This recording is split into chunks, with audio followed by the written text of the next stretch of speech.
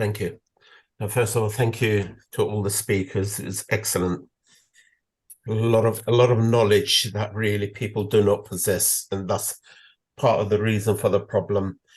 Now, we should be grateful that we don't have the worst health service. There is another health service which is worse than ours, and that's the American health service, basically. And that's exactly where we're going, I believe.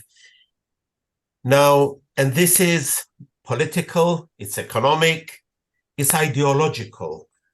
Now, in order to compare the absolute difference, I think, as Helen said, Cuba, and thus, a country with the limited resources under a massive, not an embargo, but a blockade, economic,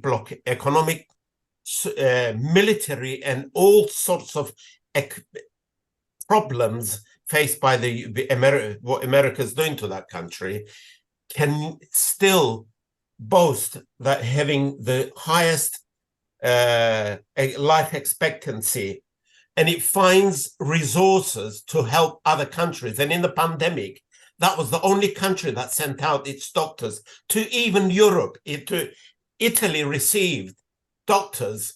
They had spare capacity to receive doctors in Italy to help them with the pandemic.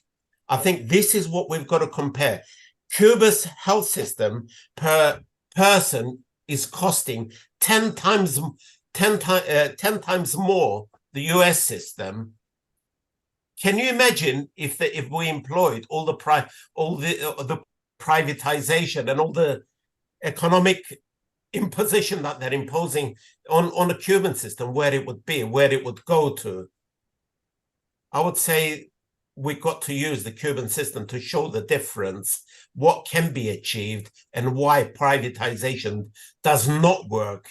And yes, Helen mentioned all the biggest issue now is PFIs. The PFIs, a lot of hospitals have to find huge amounts of money to pay off the interest before they buy any bandages. Thank you.